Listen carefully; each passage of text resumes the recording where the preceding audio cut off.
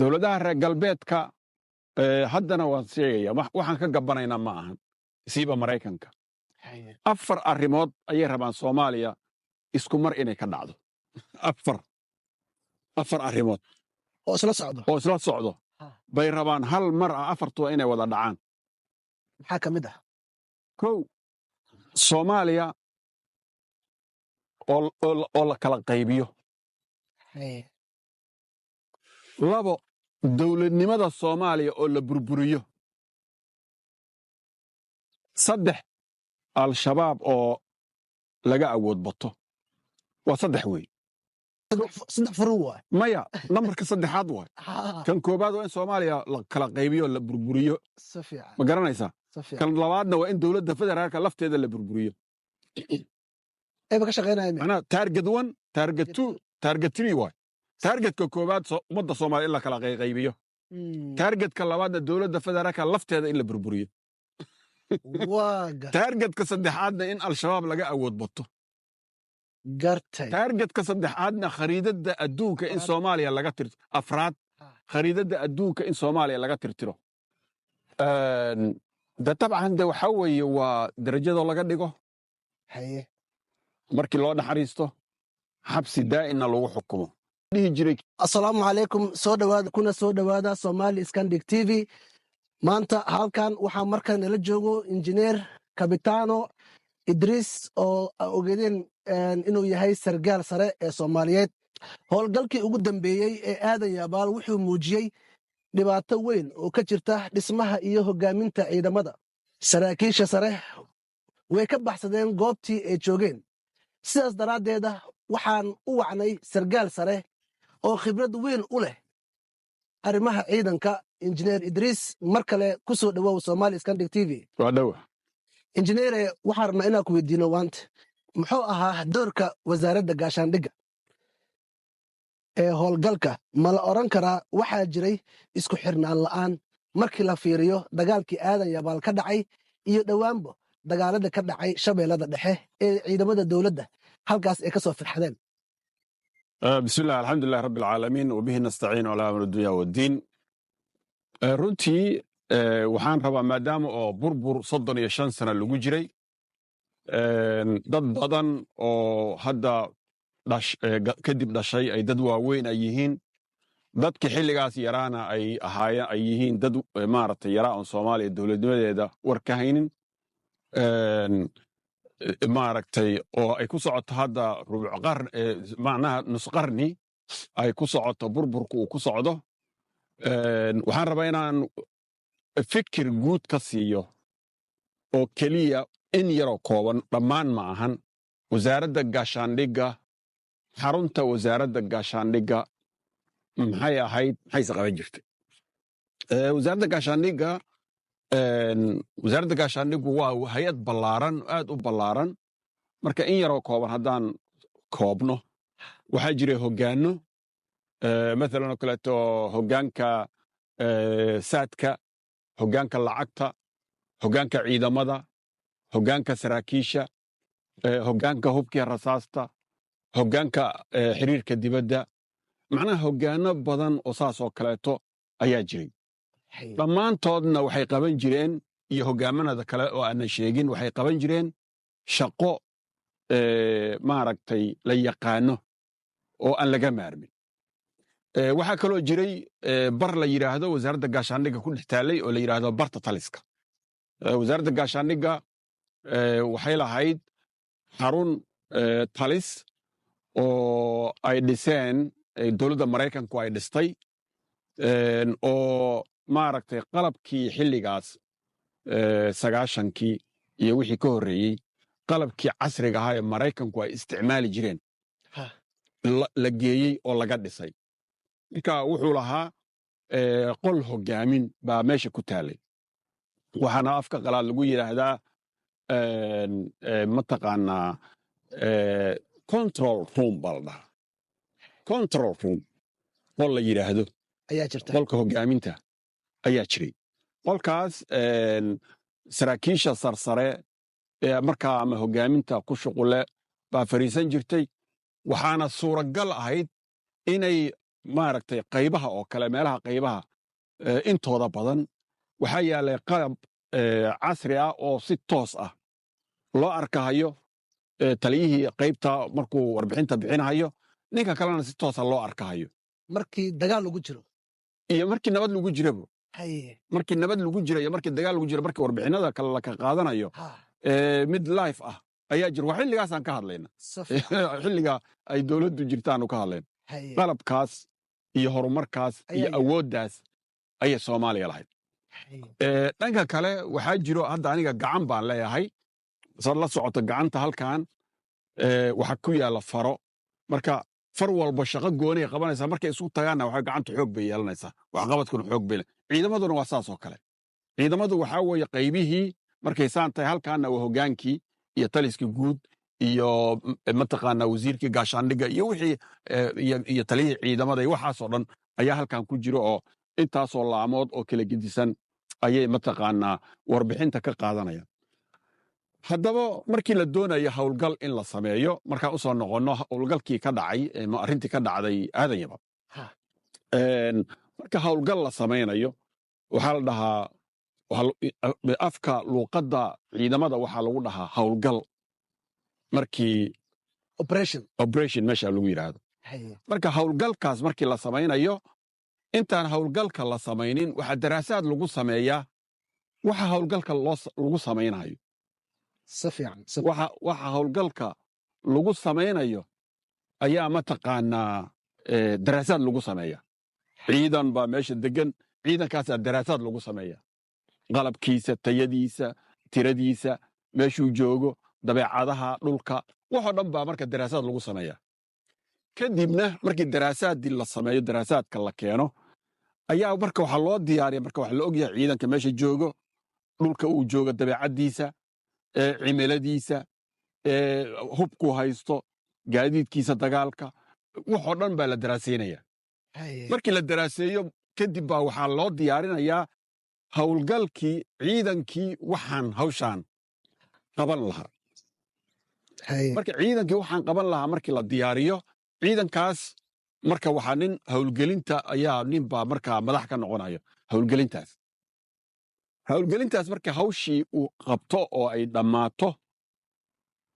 wuxuu riboort siinayaa wixii dhacay wuxuu qabtay wixii ciidankii meeshii buu qabsaday maalan ciidan intaasuu baabiiyey intaasoo hub uu qabtay intaasoo maxaabiisuu qabtay intaasoo dhaawacuu qabtay anigana intaasaa iga dhaawacantay intaasaa iga dhimatay intaasaa iga burburtay warbixintiibu wuxuu siinayaa taliska guud oo ilaa socon doono meeshaan la yidhaahdo qolka hogaaminta operation room ayuu intaas sii soconaya marka horena intaasuu soo socda marka sida muuqato ciidan markii meel la geynayo oo meeshaas iyo dabeecadda ku xeeran markaan leenahay cadowga ka soo horjeedo iyo wixii ku xeeran oo dhan marka meesha la geynayo waxaa la geeyaa inta ciidankan uu isdifaaci karo waxaa la yaqaanaa ciidankan ka soo horjeedo hadduu soo weeraro ciidankan intuu isdifaaci karo waa la yaqaanaa marka taakulayntii ciidankan taakulayn lahaydna waa la diyaariyaa marka sida muuqato waxaas hadda aan ka hadlayn oo dhan ma jirin waxaa kaloo aan rabaa inaan haddana hoosta ka xariiqo fi taariikh inta la og yahay horta taliyo ciidan inuu furun inta tago iska joogo furunta wax dhacda ma ahan waa gartay injineere waxaan rabnaa inaan ku weydiino marka meeshaasay joogtaa marka taliyaha ciidamada qalabka sida ma kala dhaho iyo taliyaha maxkamadda dabcan waxaa ku magacaaba shuute maxay ka dhigan tahay inay markii la eego sumcadda ciidamada iyo kalsoonida shacabka sidee bay muhiim u tahay saraakiishaas inay joogaan furinta ama ayba ka carareenba furinta ayagoo jooga ee ka carareen horta sideedaba markuu taliyaha ciidamada iyo taliyaha maxkamadda markay meesha joogaan wax sahlan ma aha waa fariin baa la dirayaa markaas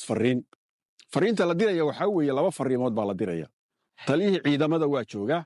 si fiican taliyihii maxkamaddana waa joogaa cid kaste sarkaal kasta iyo askari kastaoo khalad galo ciddii toogan lahayd meeshay joogtaa meeshay joogtaa waa ma gartay garanaysaa si fiican ciddii toogan lahayd ha meeshay joogta marka waxaa loogu talagalay inuu askarta meeshaas joogto iyo saraakiisha meeshaas joogto ay 100% dhiirigelin haystaan ay dhiirigelin iyo dagaal iyo cabsigelinba haystaan oo ayna waxba khalad samaynin wax khalad aan una dhici karin waa khaladka ma dhici kara meeshaas waa markii laga hadlaayo ciidan si fiican wax khalad ah oo ka dhici kara meeshaas ma jirto haba yaraatee marmarka qaar hataa madaxweynahaba joogaba meeshaas wax khalad oo ka dhici kara meeshaas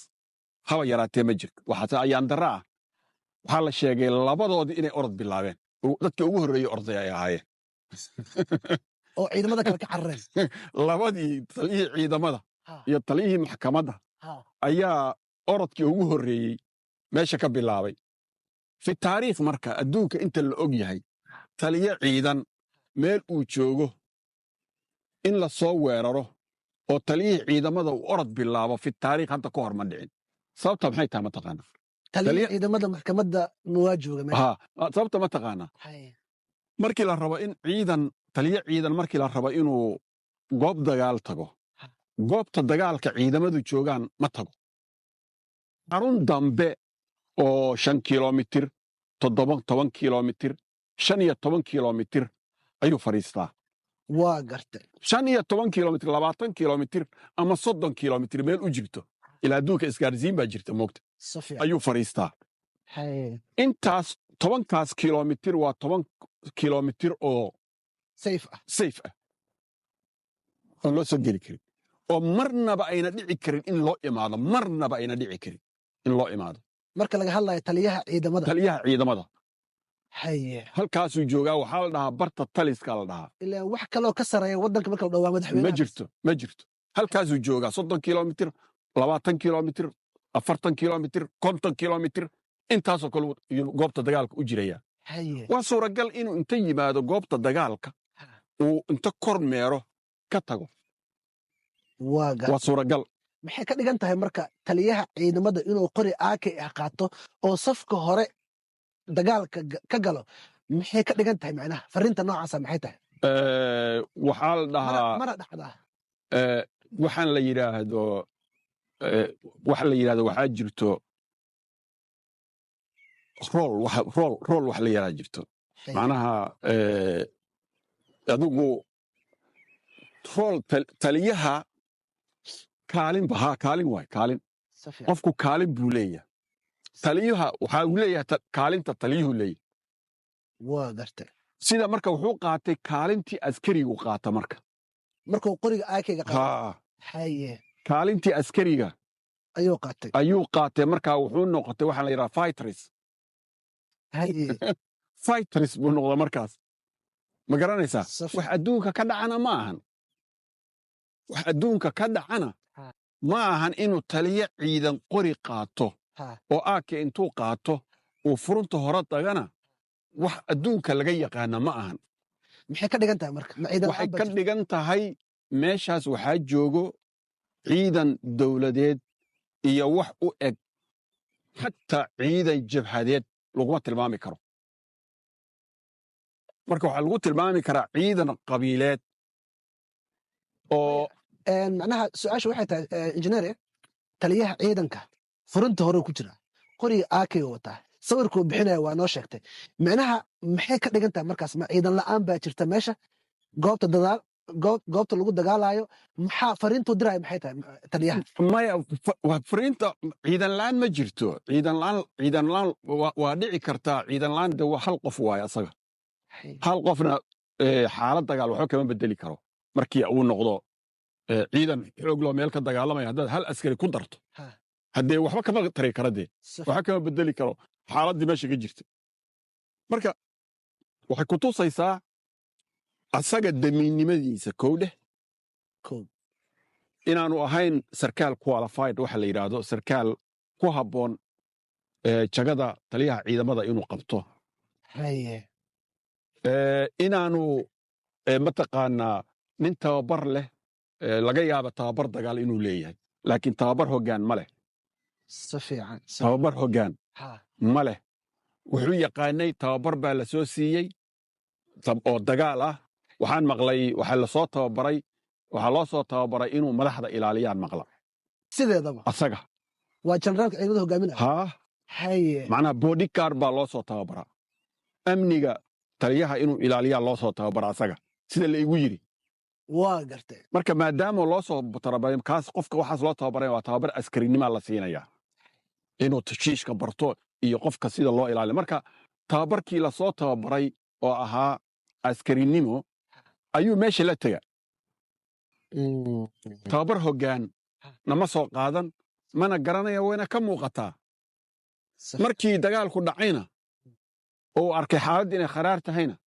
isagaa orod bilaabay okay sharciga marka adiga nin militariyaa tahay oo weli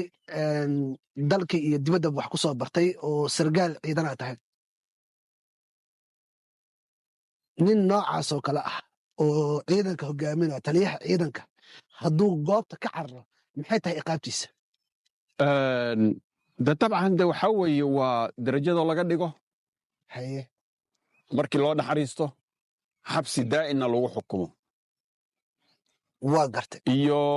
in dil toogashaa lagu xukumo labadaas waay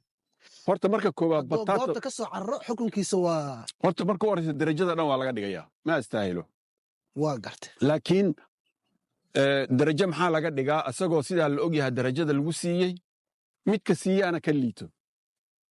si fiican garanaysaa si fiican kan derajadan u dhiibay baana ka sii liito xilligii farmaajoa la siiyaa maqlay waxyaabaha burburka dhibaatada farmaajo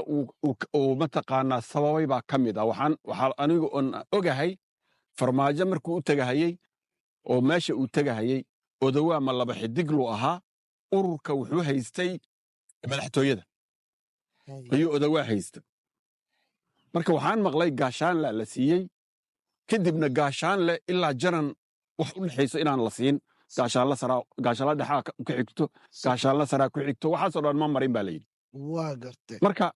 waa dhibaatooyinka iyo khaladaadka uu farmaajo uu galay ayay ka mid taha waa gartay garanaysaa si fiican wuxuu kaloo ninkii la dhihi jiray kii haystay oo qaatilka ahaa farxaan muxuu kii oo gabadha guursan jiray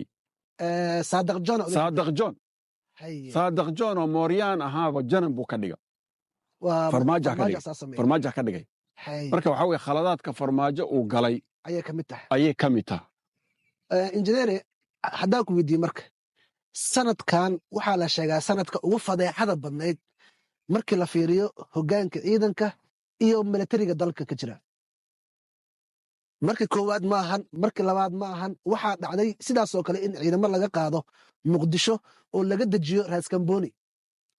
ugu dambaynna qayli iyo dood fara badan oo ka dhalatay soomaalida gudaheeda iyo siyaasiyiinta soomaalida ciidankaas halkaas ha laga soo celiyo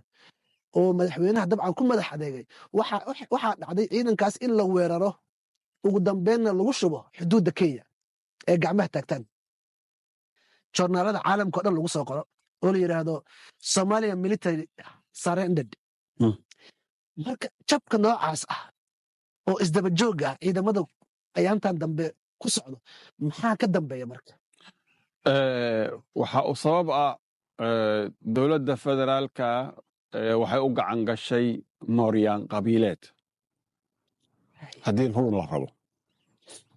nimankii mooryaanta ahaayoo la baxay badbaado qaran ayay u gacan gashay waxaa weeye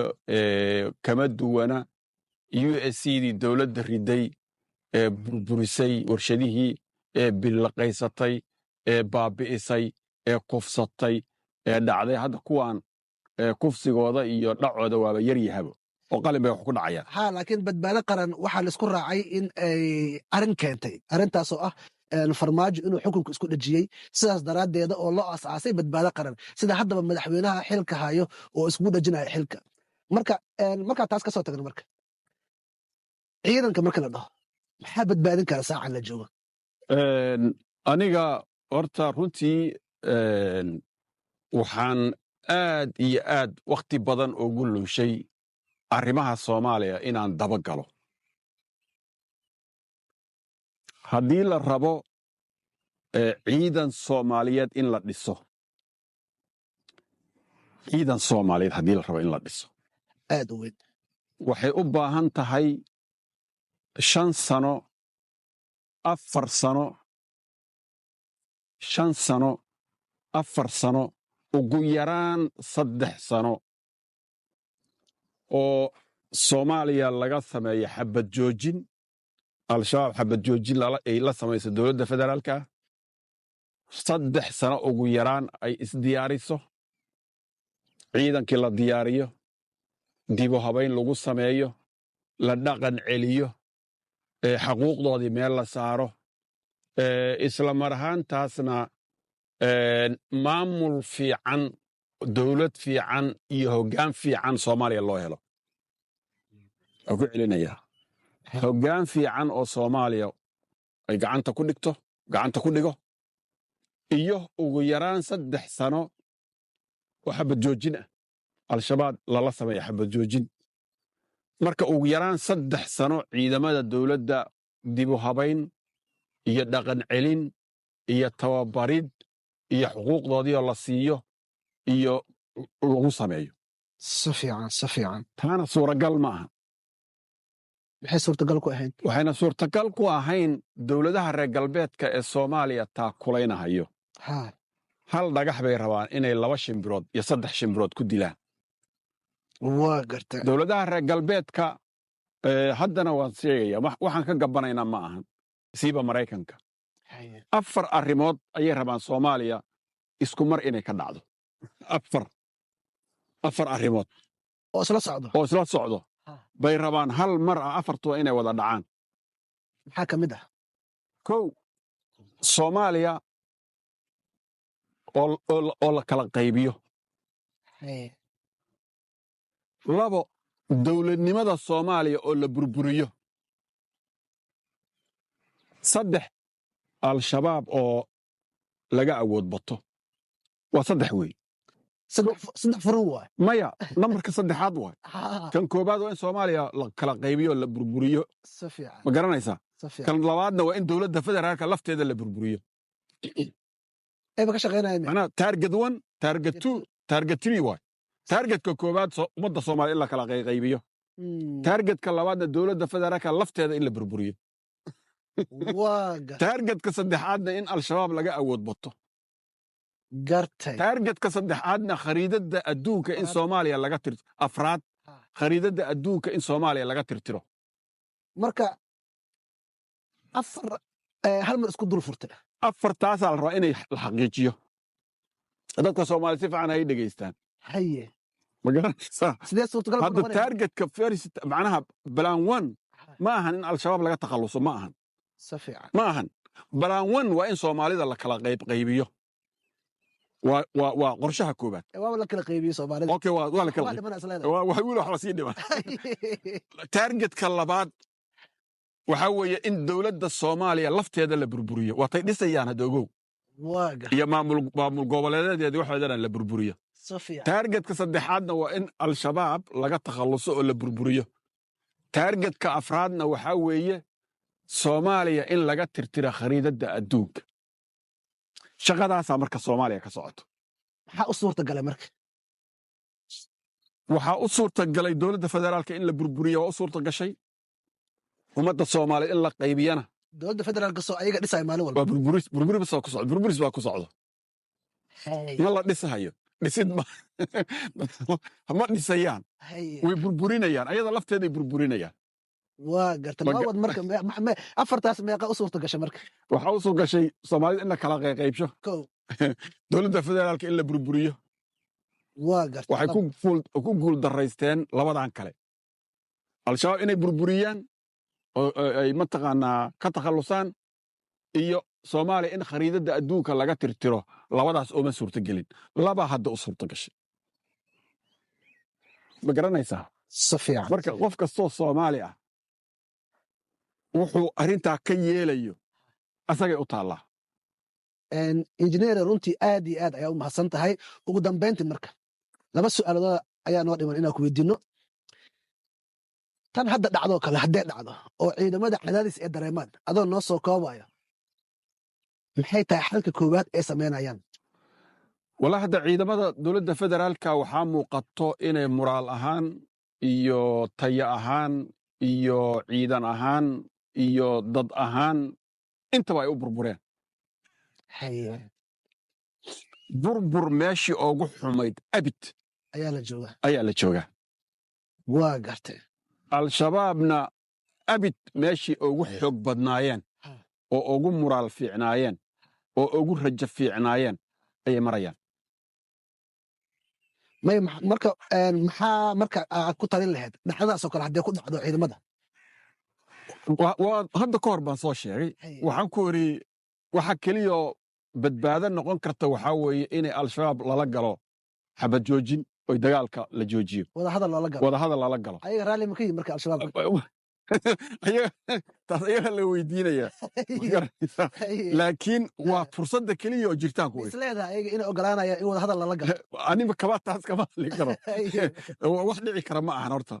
oo suuragal ma ahan hadda fiir tusaalahan haddaan kuu soo qaado sayid maxamed cabdilla xasan allah u naxariiste dagaalka ingiriiska markuu la galay soomaali galbeed wuu kula jiray aad baa dhibaato loogu geystay ciidamo badanna inay ahayd baan filaya ingiriisku heshiis la gala marka ciidamo badan